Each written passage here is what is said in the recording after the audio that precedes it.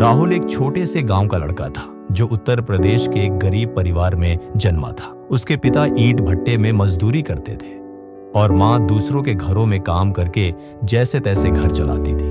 राहुल ने बचपन में ही गरीबी के कटु अनुभव देखे थे। कभी पेट भर खाना नहीं, कभी स्कूल की फीस न भर पाने के कारण पढ़ाई छूट जाना। लेकिन एक चीज उसके अंदर हमेशा जिंदा रही, सपने देखने की हिम्मत। जब उसके दोस्त कहते हम गरीब हैं, हमसे कुछ नहीं होगा, तो राहुल चुपचाप कहता कुछ तो होगा, मैं मेहनत करूंगा।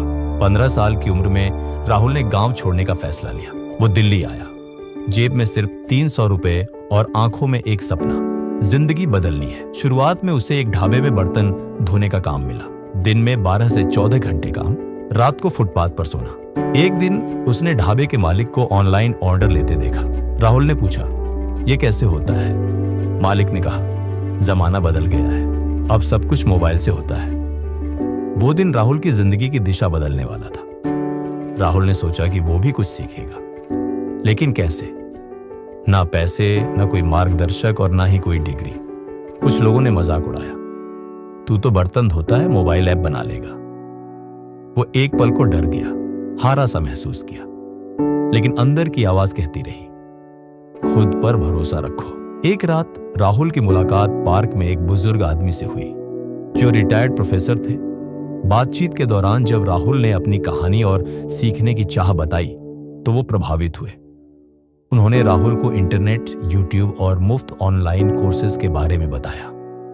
राहुल ने उसी दिन से ढाबे के काम के बाद दिन के कुछ घंटे कंप्यूटर सीखने में लगाने शुरू किए। उसने मोबाइल रिपेयरिंग से शुरुआत की, फिर डिजिटल मार्केटिंग और धीरे धीरे कोडिंग सीखने लगा।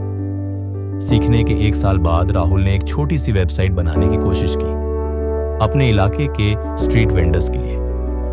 वो फेल हुआ, किसी ने उसका काम नहीं अपनाया। फिर भी उसने हार नहीं मानी। दूसरी बार उसने एक छोटी सी फूड डिलीवरी वेबसाइट बनाई जिसमें उसके जैसे छोटे ढाबों के ऑन ऑर्डर ले जाते थे। इस बार कुछ लोगों ने दिलचस्पी दिखाई और वहीं से शुरुआत हुई। जब उसका आइडिया चलने लगा तब बड़ी कंपनियों के डर से कुछ लोकल बिजनेसमैन उसे पीछे हटने की धमकी देने लगे। उसके पास पैसे नहीं थे, टीम नहीं थी, लेकिन हिम्मत थी। राहुल ने फैसला किया कि वो अकेले नहीं लड़ेगा। उसने और स्ट्रीट वेंडर्स को साथ जोड़ा, उन्हें ट्रेनिंग दी, उनकी ऑनलाइन उपस्थिति बनाई। धीरे धीरे एक छोटा सा ऐप बना, फूड कार्ट लोकल, जिसमें सैकड़ों छोटे दुकानदार जुड़े। जब सब कुछ अच्छा चलने लगा तो कोविड-19 की महामारी आ गई और ऑर्डर्स रुक गए, स्टाफ चला गया, इनकम बंद हो गई। राहुल की पूरी मेहनत एक बार फिर बिखरने लगी, लेकिन उसने हार नहीं मानी। वो खुद ही डिलीवरी करने लगा, स्टाफ को खाना और रहने की जगह दी और लोगों के बीच मुफ्त फूड सप्लाई शुरू की। उसकी इस कोशिश को मीडिया ने कवर किया और उसकी कहानी वायरल हो गई। अब देश भर से निवेशकों ने राहुल की कंपनी में दिलचस्पी दिखाई। उसे पहला फंडिंग ऑफर मिला 25 लाख रुपए का।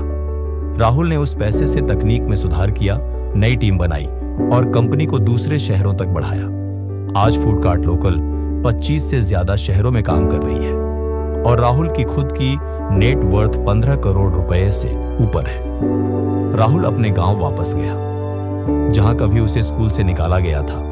वहां आज वो नई डिजिटल लाइब्रेरी बनवा रहा है। वो बच्चों को टेक्नोलॉजी सिखा रहा है ताकि कोई बच्चा सिर्फ गरीबी के कारण अपने सपने ना छोड़े।